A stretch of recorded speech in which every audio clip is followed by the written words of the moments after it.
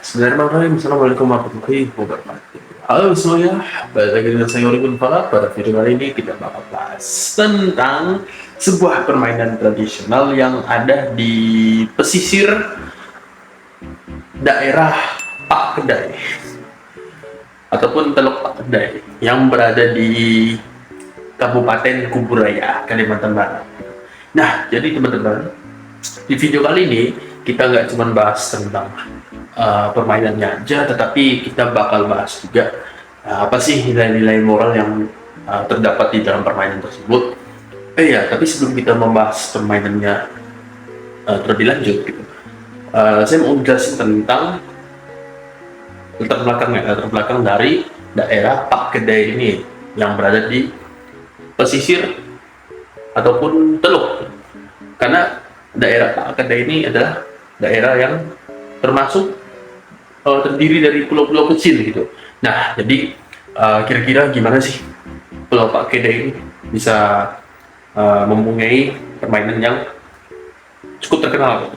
Nah, jadi di video kali ini simak sampai habis dan kita langsung ke videonya. Let's go. Nah, teman-teman, jadi seperti yang saya bilang di awal video tadi, bahwasannya daerah ataupun Teluk Pak Kedai ini berada di daerah ataupun kabupaten Kuburaya, especially berada di provinsi Kalimantan Barat gitu. Ya, satu provinsi dengan kota Pontianak ataupun Sambas, Kedapang, Singkawang, nah pokoknya masih banyak. Nah, jadi teman-teman, Pulau Pak Kedai ini, Teluk Pak Kedai ini, itu adalah sebuah wilayah, di mana wilayah mereka ini cukup terkenal sekali, teman-teman. Terkenalnya itu karena Teluk Pak Kedai ini terkenal sekali dengan yang namanya kereligiusannya mereka. Gitu. Nah, jadi di balik kereligiusannya mereka itu memiliki penduduk yang dimana mayoritas mereka itu adalah orang-orang Bugis gitu. Nah, tetapi walaupun mayoritas mereka itu sebagian mereka juga sebagian dari penduduk sana ataupun mayoritas mereka, ada juga yang mayoritas yang lain gitu, dari suku-suku lain gitu. Misalnya kayak Jawa, lalu ada Bugis yang paling utama gitu kan, lalu ada Dayak. Nah, lalu yang terakhir ada yang Cina.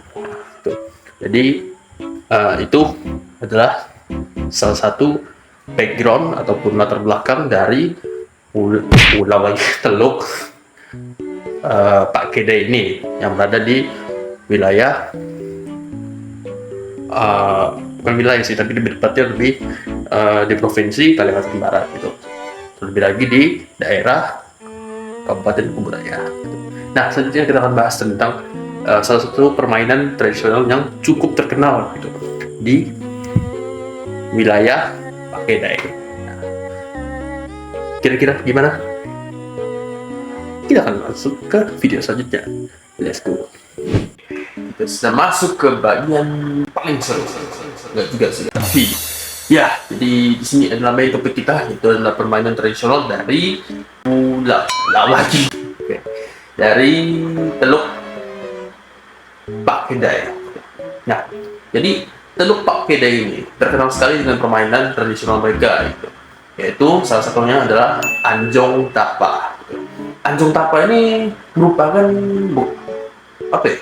sebenarnya bukan dari namanya juga sih. Namun Anjong Tapa ini diambil dari sebuah serangkaian kata yang dimana anjung itu artinya angkat, mengangkat gitu.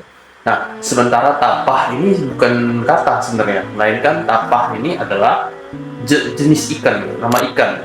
Nah, jadi ibaratkan mengangkat ikan gitu artinya. Nah, jadi Anjong Tapa ini juga merupakan sebuah permainan yang cukup terkenal, permainan tradisional yang biasanya dimainkan oleh berbagai kalangan usia gitu. Biasanya mau yang dari anak-anak, remaja ataupun sampai orang dewasa pun juga bisa memainkannya. Nah, jadi di permainan ini, dalam permainan ini kita terbagi menjadi dua orang gitu.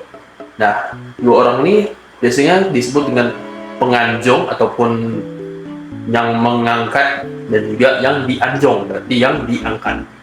Nah, jadi di dalam permainan ini sebenarnya cukup simpel. Nah, kenapa sebenarnya cukup simpel? Karena memerlukan dua orang saja, ataupun mungkin kalau mau lebih juga nggak apa-apa. Dan kenapa sebenarnya cukup simpel? Karena terbagi menjadi dua, ya, penganjong dan dianjong itu. Penganjong berarti ya orang ini adalah yang mengangkat yang dianjong, gitu. Yang diangkat, mengangkat yang diangkat gitu. Nah, jadi cara untuk memainkan permainan ini, penganjong harus berdiri di area laut, sungai, ataupun parit gitu. Nah, tetapi akan lebih baiknya jika permainan ini dilakukan di perairan yang dangkal, dalam, agar tidak mengakibatkan luka yang cukup berat gitu. Karena permainan ini cukup berat juga sih. Nah, jadi penganjong ini harus mengangkat dianjong gitu. Jadi pengangkat ini harus mengangkat yang diangkat gitu. Nah,